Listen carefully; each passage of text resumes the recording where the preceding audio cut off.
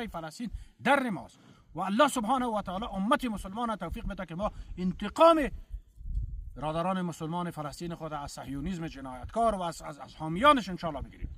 و پیام ما برای شما برادران در کل، برای امت مسلمان و برای رهبری امارت اسلامی و تمام مجاهدین امارت اسلامی است که برادرها به خدا شما را قسم میتونم که با کفار دوستی نکنید. کسانی که با کفار میل دوستی داشته باشند از صف اسلام خارج هستند. این حرف من نیست. برین شما آیت قرآن عظیم الشان و شریعت اسلام و مطالعه درست دارین، ولی درک کنین برادران. این متاع دنیوی، این قدرت و منصب، این نظام حکومت دولتداری چند روزی که الله سبحانه و تعالی بهر امتحان بر ما داده، سبب از این نشه که خدا نخواسته الله سبحانه و تعالی از ما و شما ناراض گردد برادران.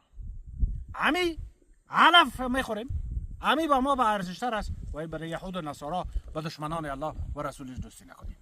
کسانی که با صحابه کرام دشمنی دارند، توهین میکنند به ام المؤمنین، کسانی که دشمن اسلام هستند، یهود و نصارا هستند، مجوسی هستند، مرتد هستند، به هر عنوان اونها کافر هستند، شما را به الله قسم میتون که دوستی نکنید.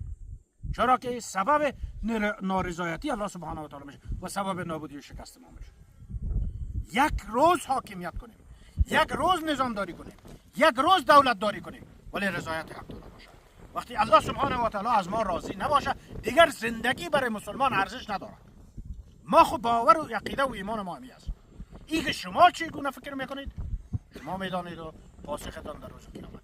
ولی نصیحت من حیث یک برادرتان، من حیث یک برادر مجاهد و سرباز اسلام همی است که به خاطر الله با یهود و نصارا، با مجوسین، با دشمنان الله و رسولش، با کسانی که مسلمانان را عذاب میکنن، مسلمانان را میکشن، با کسانی که بین امت مسلمان تفرقه میندازن، با کسانی که با شاعر الله دشمنی میکنن مثل رئیس جمهور تاجیکستان و مثل دیگرانی که توهین به اسلام و شاعر الله میکنن، با اینها دوستی نکنید.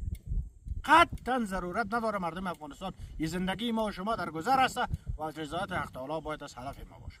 در کل امور، در نظامداری، در دولتداری، در زندگی خانوادگی و اجتماعی. اگر هدف ما رضای حق تعالی نباشه، قطعا